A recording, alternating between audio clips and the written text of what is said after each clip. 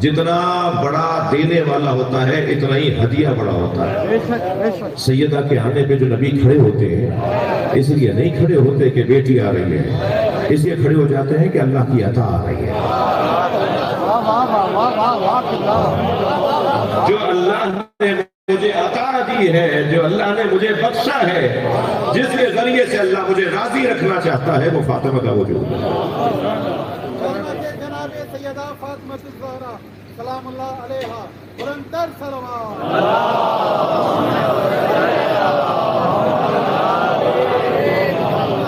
توجہ کر رہے ہیں؟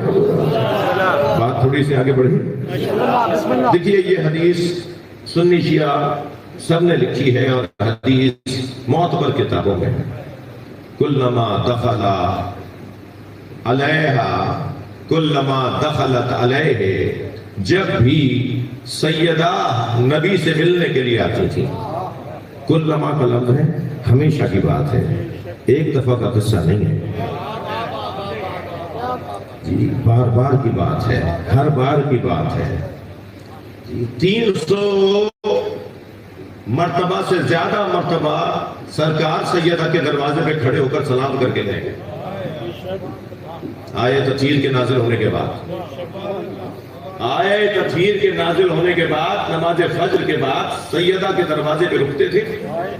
نماز پڑھا کے جب اپنے گھر جا رہے ہیں تو سیدہ کے دروازے پہ رکتے تھے اور سیدہ کے دروازے پہ کھڑے ہو کے نبی سلام کرتے تھے۔ یہ دروازے پر ہی سلام کیوں کرتے تھے؟ حکمت تو کوئی ہوگی۔ اب ہر مسلمان کو سوچنا چاہیے نا، میں ہی ممبر پہ بیٹھ کے کیوں سوچوں؟ سب مسلمان سوچیں کہ دروازے پہ کیوں کھڑے ہوتے تھے جی۔ توجہ، ایسے ہی کلما کا لفظ ہے، جب بھی۔ قرآن کی ایک اور آیت بھی لے لیجیے جس کے اندر کلما دخل علیہا زکریا فی المحراب، جب بھی حضرت زکریا حضرت مریم سے ملنے کے لیے جاتے تھے، وجد عندہا رزقا، تو ان کے سامنے دسترخوان بچھا ہوا دیکھتے تھے تو پوچھتے تھے انا لک ھذا، اے مریم یہ کہاں سے آیا ہے؟ تو حضرت مریم فرماتی تھی ہو من عند اللہ، یہ اللہ کی طرف سے آیا ہے۔ دروازے پہ تالا پڑا ہوا ہوتا تھا، اندر دسترخوان بچھا ہوا ہوتا تھا۔ جب بھی زکریا حضرت مریم سے ملنے جاتے تھے جنت کے کھانے رکھے ہوئے ہوتے تھے۔ یہ کلما ذہن میں رہے میرے بچوں کے، کلما ہمیشہ، ایک دو دفعہ کی بات نہیں ہے۔ جو وہاں سے کھانا کھاتا ہے نا اس کا انداز ہی کچھ اور ہوتا ہے۔ میں لفظ بہتر کرتا ہوں، جو جنت کے کھانے کھاتا ہے اسے دنیا کی رنگینیاں اس پہ اثر نہیں کرتی، چاند سورج روشنی دھوپ سردی گرمی اس پہ اثر نہیں کرتی، اس لیے کہ وہ جنت کا کھانا کھا رہا ہے۔ میں اور آپ بھی دنیا کا کھانا کھاتے ہیں اس لیے ہمارے بدن پہ اس کے اثرات آتے ہیں۔ دنیا سے جانے کے بعد جب جنت میں چلے جائیں گے تو وہاں کا کھانا جب کھائیں گے تو ہم پہ کوئی اس کا اثر نہیں ہوگا۔ سب نے لکھا ہے جنت کے کھانوں کا ہمارے بدن پہ یعنی اثر نہیں ہوگا کہ کوئی نتیجہ نکلے کہ کہیں آپ کو جانا پڑے۔ جنت کے کھانوں میں جنت کے کھانوں پر اثر نہیں ہوگا۔ جنت کا کھانا کھانے والا کبھی بوڑھا نہیں ہوتا۔ میرے مولا نبی فرماتے ہیں کہ جب میں قرآن کی آیت پڑھتا تھا تو میں سوچتا تھا کہ جو مریم کو اللہ نے عظمت عطا کی ہے میری فاطمہ کو کب ملے گی۔ تو خیبر کی فتح کے موقع پر سب سے بڑا کام کیونکہ مولا علی نے کیا تھا، سب کو پتا ہے، تو مال غنیمت میں بھی مولا نبی نے سب سے مہنگا لباس مولا علی کو دیا۔ صحابہ کرام نے کہا یا رسول اللہ آج علی کے پاس پیسہ بہت ہے، کھانا ہم علی کے گھر کھائیں گے۔ مولا نبی بھی راضی ہوئے، صحابہ کرام پہنچے مولا علی کے گھر اور کہا ہم آج آپ کے یہاں کھانا کھائیں گے۔ جبکہ مولا علی خیبر سے گھر آتے آتے وہ لباس بانٹ چکے تھے، اس کے جواہرات، اس میں جو موتی لگے ہوئے تھے، اس میں جو سونا چاندی لگا ہوا تھا، مہنگا لباس تھا، وہ مولا نے رستے میں فقیروں میں ناداروں میں دے دیا۔ کہا آج علی کے گھر کھانا کھائیں گے۔ مولا علی نے یہ نہیں فرمایا کہ میرے گھر میں کھانے کو نہیں ہے، اس لیے کہ یہ اپنا کب کھاتے ہیں، جو انہیں کھلاتا ہے وہی ان کے ذریعے کھلاتا ہے۔ تو فوراً بٹھایا اور نبی مکرم جناب سیدہ کے قریب گئے۔ حجرے میں کیا دیکھا؟ وہی منظر جیسے زکریا دیکھتے تھے۔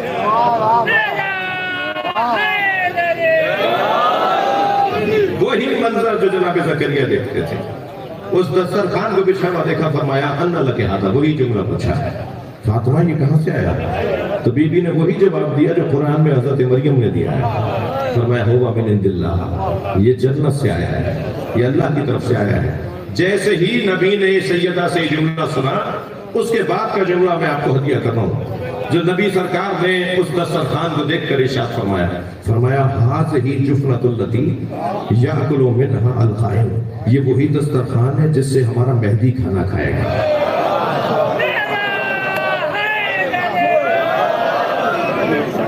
یہ وہی دسترخوان ہے جس سے ہمارا مہدی کھانا کھائے گا.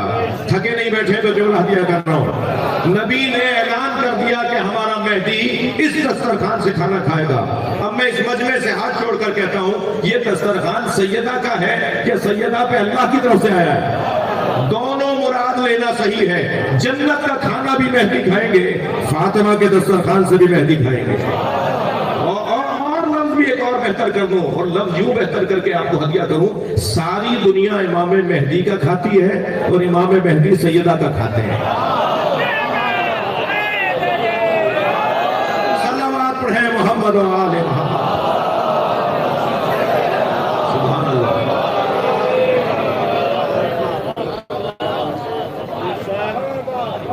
میرے سنی بھائی, میری جان, میرے عزیز تشریف فرما ہے. ایک جگہ ہم نے کہا کہ جب حضرت مہدی کا ظہور ہوگا تو حضرت 40 سال کے ہوں گے. تو ممبر سے اتر کے فوراً روک لیا ایک میرے بھائی نے.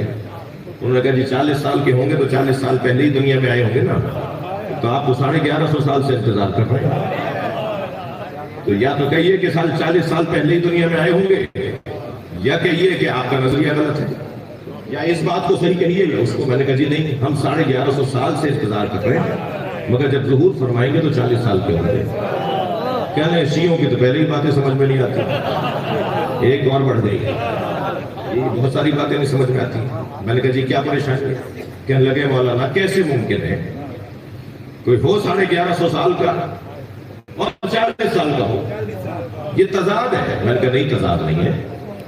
اللہ کریم بھی ہے, اللہ قادر بھی ہے. وہ قادر جو چاہے کرے. کہنے لگے نہیں, بات سمجھ میں نہیں آئی. میں نے کہا بتائیے آپ 70 سال پہلے ہیں, 70 سال کے تھے وہ. میں نے کہا 70 سال پہلے جب آپ دنیا میں آئے تو ماں کے شکم سے سر کے بال بھی لے کر آئے تھے, بھووں کے اور پلکوں کے بال بھی لے کر آئے تھے. آپ نے اگر سر کے بال آج تک نہ کاٹے ہوتے تو چٹیاں بنتی آپ کو, تو پیروں تک ایڑیوں تک آتے, لیکن آج تک آپ نے بھویں نہیں کاٹی, پلکیں نہیں کاٹی. ایک بال بڑھ کر بتا رہے ہیں کہ اللہ بڑھاتا ہے, ایک روک کر بتا رہا ہے اللہ روکتا ہے. ہیں دونوں 70 سال کے.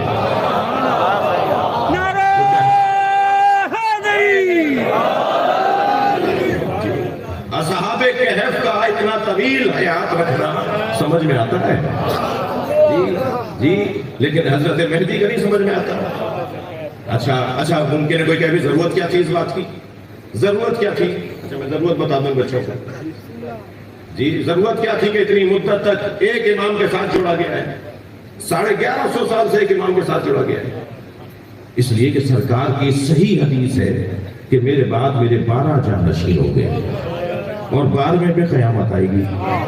اب سوائے آپ کے سب بندلیوں میں کھڑے ہیں, کسی کے 52 ہو گئے ہیں, کسی کے 58 ہو گئے ہیں, آپ 12ویں پہ رکے ہوئے ہیں. بھائی سلوات ہدیہ کریں نبی اور آل نبی.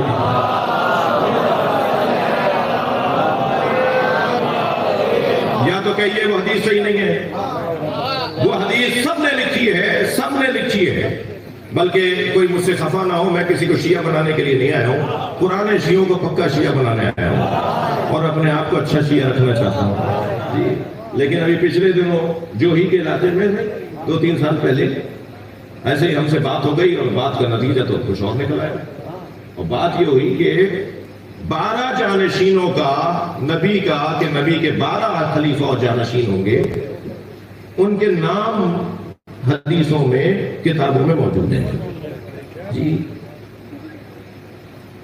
اثنا عشری شیعوں کے علاوہ, تھوڑی دیر کے لیے سنی مجھے معاف کرے, اثنا عشری شیعوں کے علاوہ جتنی بھی کتابیں ہیں اس میں بھی 12 اماموں کے نام ہیں, اور شیعوں کے ہاں بھی 12 اماموں کے نام ہیں, مگر وہاں چھٹا یزید ہے اور حسین کا نام نہیں ہے.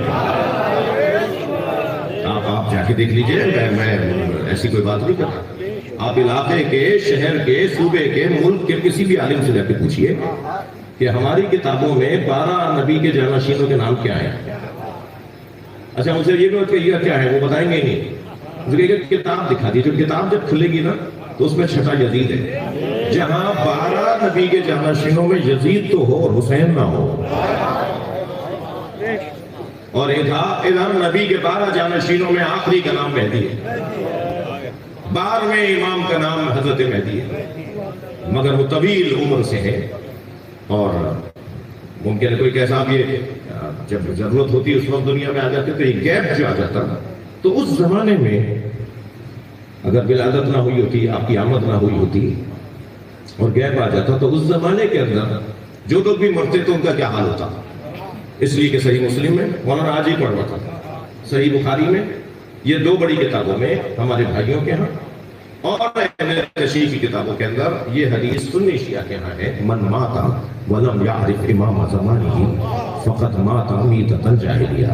جو مر جائے اور اپنے زمانے کے امام کی معرفت حاصل نہ کرے وہ کفر کی موت مرا.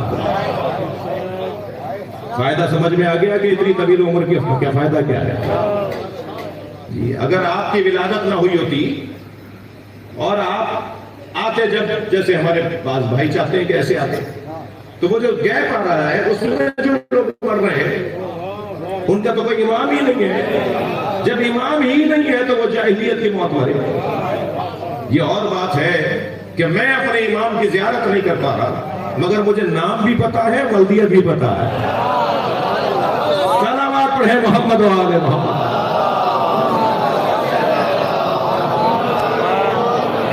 اس سے بلند اور بہتر صلوات.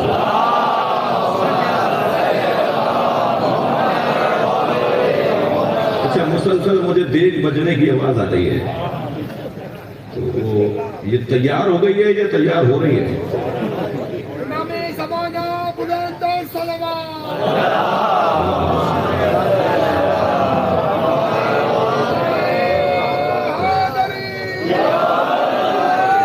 وہ ایک بزرگ کا جملہ ہے کہ اذا جاء طعام بطل الکلام. طعام آ جائے تو پھر کلام کہاں رہے گا. اجازت ہے کچھ دیر بولوں؟ مرزا صاحب تھوڑی دیر اور رہے گفتگو، ایک اور صلوات نبی کی ذات کا.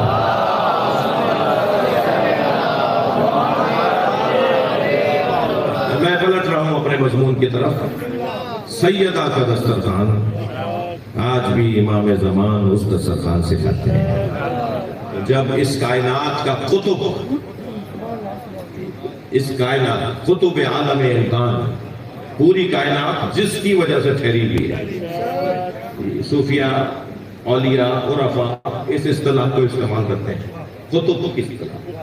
اور قطب چکی کے بیچ میں جو چوب ہوتی ہے، چکی کے 2 جو سر ہوتے ہیں، چکی کے جو پتھر ہوتے ہیں، ان دونوں کو روکنے کے لیے، دونوں کو جوڑنے کے لیے، دونوں کو بیلنس کرنے کے لیے، دونوں کو کام کرنے کے لیے، ایسے ہی آسمانوں اور زمین کو روکنے کے لیے، دونوں کو کام کرنے کے لیے، دونوں کو متوازن رکھنے کے لیے، ان کے درمیان جو قطب ہے اسے امام زمانہ کہا ہے.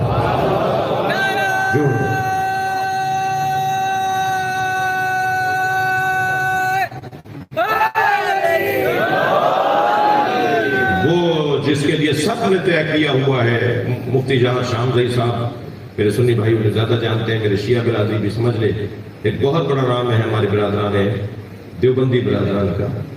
کراچی میں انہیں قتل کیا گیا.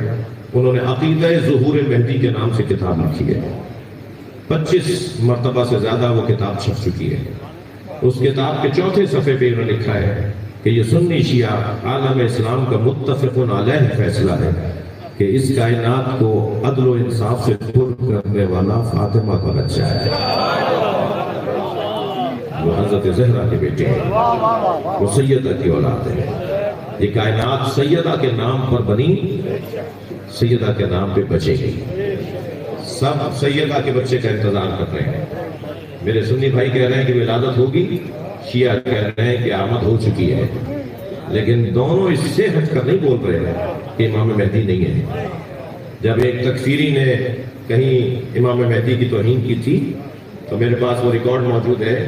ایک بہت بڑے سیاسی مولانا ہے، بہت بڑے سیاسی ایک عالم دین ہے، ان کا وہ کلپ میرے پاس موجود ہے جو انہوں نے خطاب کرتے ہوئے ان سے ناراضگی کا اظہار کیا کہ حضرت مہدی کے بارے میں منفی بات نہ کرو. کیا معلوم کہ جس مہدی کو شیعہ بولتے ہیں وہی مہدی ہو جس کا ہم بھی انتظار کر رہے ہیں.